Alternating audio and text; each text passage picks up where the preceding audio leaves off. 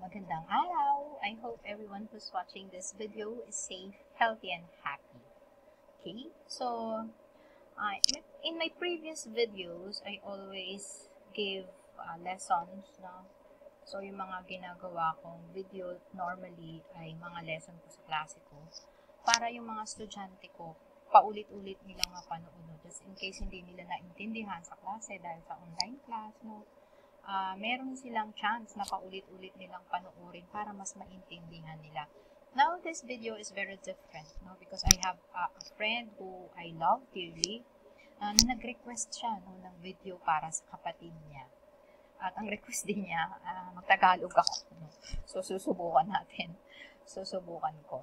Okay, so, itong video na to, this video is about adding the similar fractions. So, paano mag-add ng dissimilar or unlike fractions. Okay? So, I have here a figure. So, imagine this blue thing here is, let us say, a chocolate cake roll, no? So, yung roll ng cake. Tapos, di ba, pag binigay naman yun sa'yo, isang buo, no? Kunwari, 5 ang miyembro ng pamilya, so, hahatiin mo sa 5, no? Siyempre, equal yung paghahati mo, no?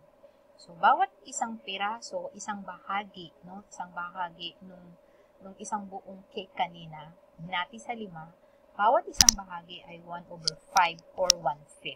Okay?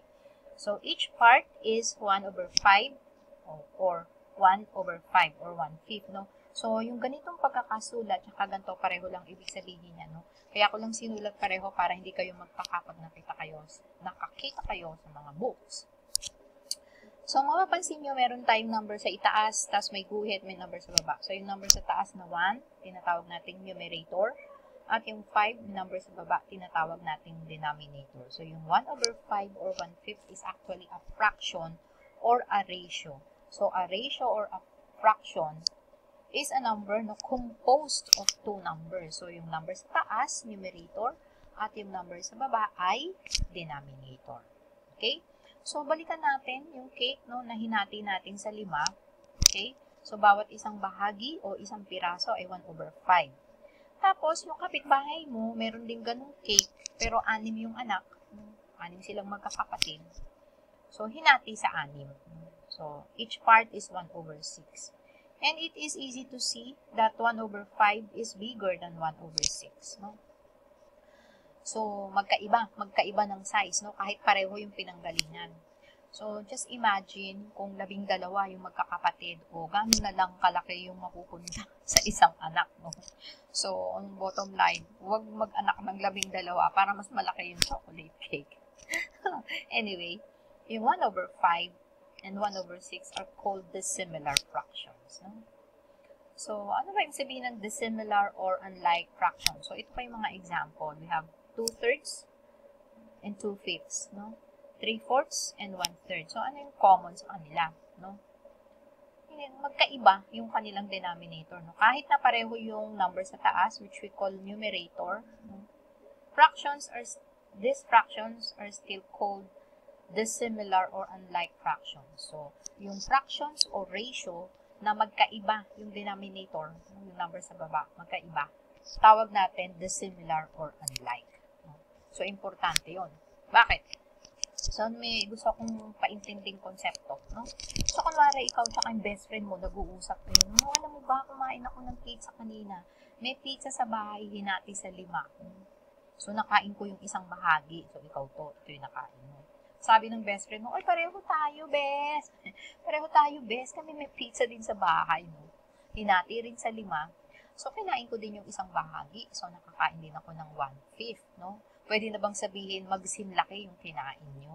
Diba? Kung pareho ng pinanggalingan, di ba? Magsinlaki, pero hindi. No? Okay, diba? Kasi si best friend, ang binili lang ng nanay niya, yung solo, maliit. Ikaw naman, social nanay mo, binili party size, no? So, mas malaki, no? Kahit pareho yung pagkakahati, yung piraso, pareho lang, mas malaki pa rin yung sayo. So, dapat malinaw yun. Dapat, pag nag-uusap kayo, alam nyo kung gaano kalaki yung pinagsimulan. Pangalawang konsepto, ito naman, magkapareho ng laki, pero magkaiba ng pagkakaparte-parte o pagbabahagi. No? So, yung isa hinati sa 5, yung isa hinati sa 6. As we mentioned earlier, mas malaki yung 1/5 kesa sa 1/6. No? So, kahit na pareho naman yung size initially, sa umpisa pareho yan, pero kung hinati na magkaiba pa rin yung bawat bahagi. No? So, mahalaga na sa pag-uusap, pareho yung size initially at pareho yung pagkakabaha-bahagi. Doon mo lang pwedeng i-compare, no? Yung fractions. No? Okay, bakit ba? Kasi yung similar fractions at like fractions, yun lang yung pwedeng pagsamahin. No? Kasi nga pwede mong i-compare. So, pwedeng, dalawang 1/5 yung nakain ko. So, 2/5, no? 2/5 yung nakain kong parte ng chocolate cake o kaya ng pizza. No? Pero pag magkaiba ng size, magkaiba ng bahagi, o kaya magkakaiba ng bahagi, hindi mo pwedeng sabihin yun. Okay? So, again, we only add similar or like fractions. So, those are fractions which have the same denominator. So, yun yung mga fractions o ratio na pareho yung number sa ilalim. So, how do we add? Paano natin ina-add? I-add lang natin yung numerator. Tapos, kukopyahin. Copy the common denominator. Ganun lang. So, 1/5 plus 1/5 is simply 2/5. Yung 5 1/5 kanina, i-add mo lang 1 plus 1 plus 1 plus 1 plus 1. So, you have 5. And then, you just copy the common denominator, which is 5. And 5/5 equals 1. So, ano yung sabihin? Bawat bahagi ng chocolate cake, kinain mo. So, yung 5 1/5 kinain mo, essentially, nakain mo yung buong chocolate cake. No? So, we have another example. 3/7 plus 1/7 plus 2/7. So, again, you simply add the numerator. So, you add 3, 1, and 2, and that is 6. And then, you just copy the common denominator, 7. Now, how do we add the similar and unlike fractions? No? Paano tayo mag-a-add ngayon nung magkaiba yung denominator? No? So, dahil pwede kang mag-add ng similar fractions, it is safe to say, no, madaling isipin na pag ginawa nating similar or like fractions, yung the similar at yung unlike fractions, pwede na natin siyang pagsamahin or i-add. Pero paano natin gagawin yun? Paano mag-convert ng the similar to similar fraction? So, dapat magkaroon sila ng parehong denominator, di ba? Kasi yun ang definition natin ng similar or like fractions, yung fraction na pareho yung denominator. So, essentially, yun ang kailangan natin gawin. So, example, we have 2/3 and 2/5. So, gusto natin i-add yung 2/3 and 2/5. Paano gagawin natin? Kailangan gawin muna natin pareho ang denominator nila. Paano natin gagawin yun? So, yung konting isip. Kailangan natin ng konting isip. Umisip tayo ng mga numbers na pag minultiply natin sa bawat isa ng dalawang numbers na yun, magiging pareho yung denominator nila. So, tingnan natin. Mag-isip tayong konti. So, yung 2/3, pag minultiply natin sa 5/5, ano mangyayari sa denominator? Yung 3 times 5, di 15.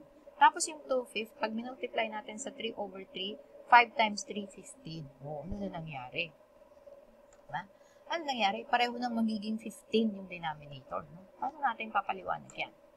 Essentially, nag-multiply tayo ng 5/5 tsaka 3/3. So, nag-multiply tayo ng 1 actually sa original fraction. Di ba pag nag-multiply ka ng 1 sa kahit na ano, ang makukuha mong product ay yung kahit na ano na yun. No? So, multiplicative identity. So, tayo mag-multiply ng 1 with a twist. No? So, parang twist na sayaw. No? Mag-multiply tayo ng 1 pero may konting twist. Okay? So, yung original fraction natin, 2/3 times 5/5. So, 2 times 5 equals 10, and 3 times 5 equals 15. And then, 2/5 times 3/3. So, 2 times 3 is 6. 6. And 5 times 3 is 15. So, notice, pareho ng 15 yung denominator.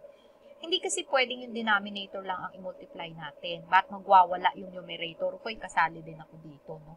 Otherwise, hindi na magiging kapareho ng original fraction. So, kaya ito 5/5 kasi 1 lang nga siya. So, it will be the same as the original fraction. Pero with a twist na. No? So, ano ibig sabihin ng ginawa natin? Yung 2/3, nakita natin, equal siya sa 10/15. No? At yung 2/5 equal siya sa 6/15.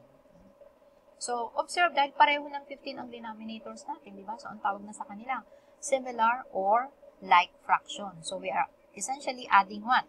Ina-add natin talaga 10/15 at saka 6/50. Dahil similar fraction yan, kukopyahin lang natin yung denominator and then we add the numerator 10 and 6 and that is 16. Hence, yung 2/3 plus 2 over 5 is actually 10 over 15 plus 6 over 15. And therefore, 2/3 plus 2 over 5 is actually 16 over 15. Another example, so we have 3/4 plus 1/3. So magkaiwan na naman ang denominator. So konting isip, ano yung pang-multiply natin para magkapareho sila. So 3/4 i-multiply natin sa 3 over 3. No?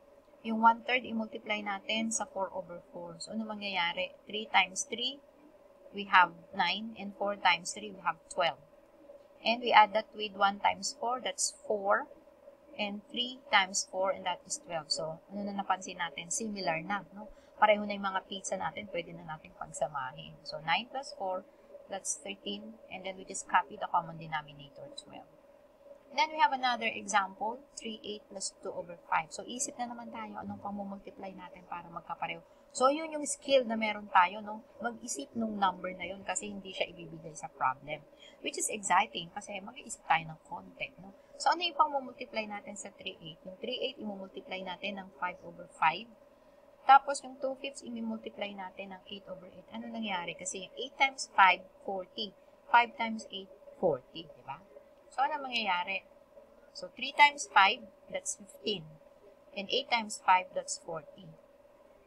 And 2 times 8 plus 16, 5 times 8, that's 40. So, again, meron na tayong similar or like fraction. So, what do? We just add the numerator. So, 15 plus 16, that's just 31. And then, we just copy the common denominator. So, anong napansin natin? Parang pinagpalit lang natin, ano?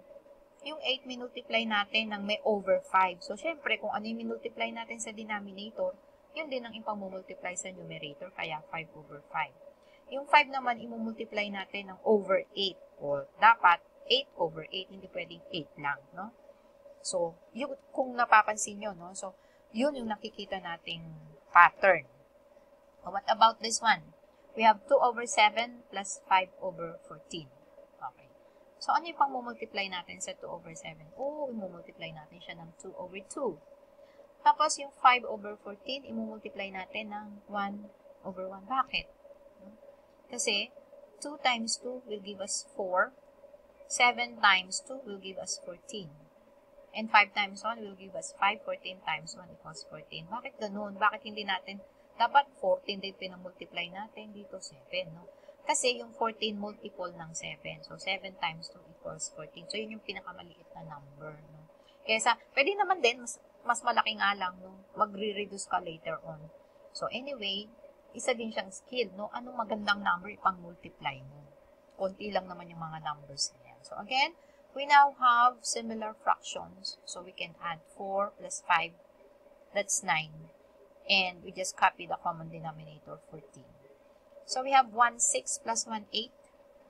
So, we have 1/6. Anong ipang-multiply natin? 8 ba?